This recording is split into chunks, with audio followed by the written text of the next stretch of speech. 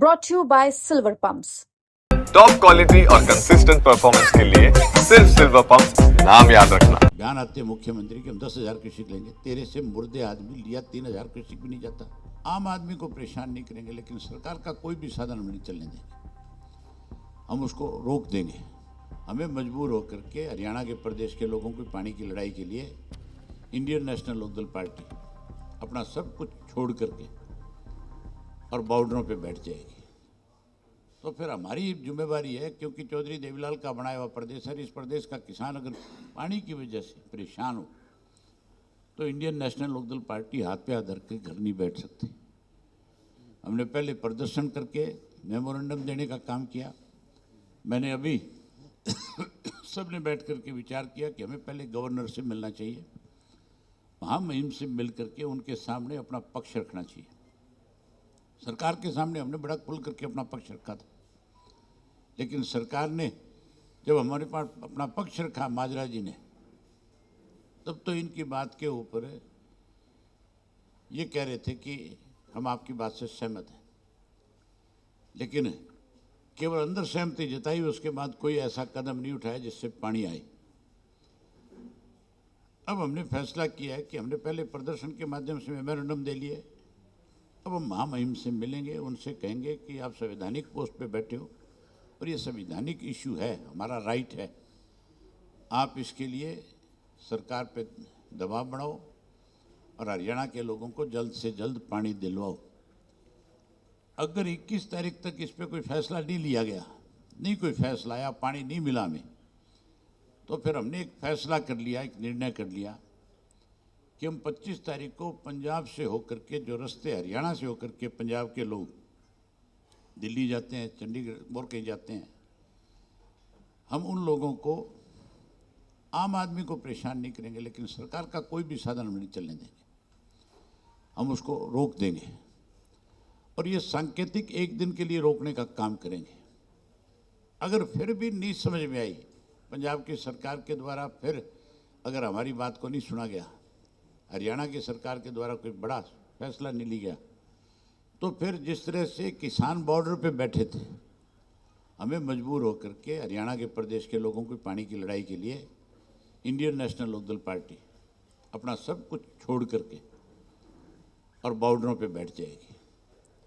मुख्य रूप से 3-4 सड़कें हैं जहाँ से पंजाब का सारा ट्रैफिक आता है, हम सारा बंद कर देंगे, एक भी नहीं चलने देंगे। और तब तक बंद रखेंगे जब तक हरियाणा के लोगों को उसके हिस्से का पूरा पानी 9,000 क्यूसेक जो बनता है वो ना मिल जाए। बड़ी हैरानी की बात है, बयान आते मुख्यमंत्री कि हम 10,000 क्यूसेक लेंगे। तेरे से मुर्दे आदमी लिया 3,000 क्यूसेक भी नहीं जाता, तू 10 की बात करता है। जो हमारा 9,000 क्यूसेक पानी है, हमें वो पानी मिले। और केवल फिर हम इस पानी की लड़ाई नहीं लड़ेंगे, हम SYL को लेकर के भी इसको साथ जोड़ने का काम करेंगे और इस संघर्ष को लंबे समय तक जारी रखने का काम करेंगे। BBMB में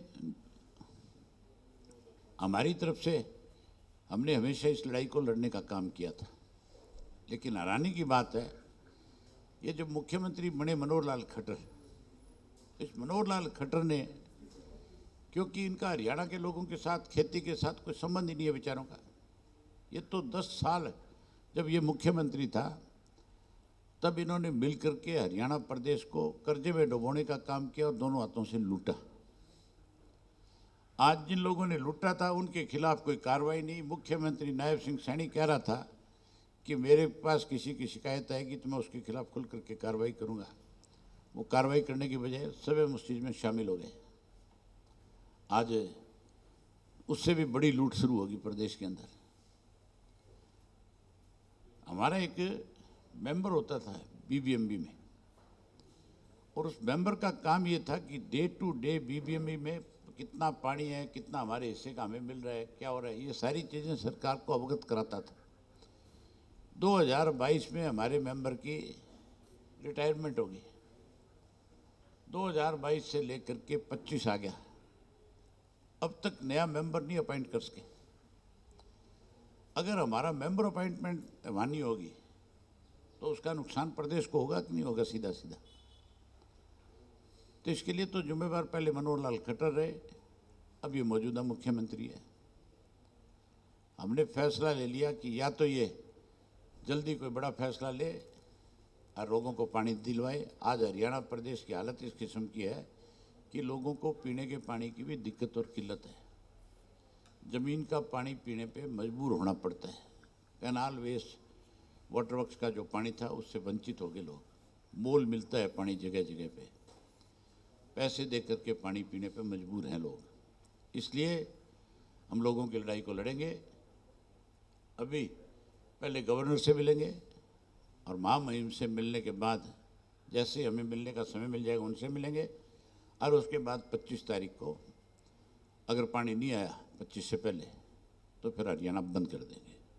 पंजाब से हैं अभी हमने सेक्रेटरी साहब की जिम्मेवारी लगाई है कि आप पता करो महामहिम के ऑफिस से कि वो किस दिन का समय हमें मिलने का देंगे। हमारी कोशिश रहेगी कि 20 से पहले पहले उनसे मुलाकात हो। ज़्यादा से ज़्यादा 21 तक इंतजार करेंगे, उसके बाद उनसे भी मिलने का इंतजार नहीं करेंगे। फिर हम अपने काम में लगेंगे। फिर हम अपनी 21 तारीख को प्रदेश कार्यकारिणी की बैठक बुलाएंगे और उस बैठक में हर जिले वाइज जिलों की ड्यूटी लगाएंगे और जिला ये ड्यूटियां लगा करके जो जो बॉर्डर हैं मेन 3-4 जो है उनको रोक देंगे।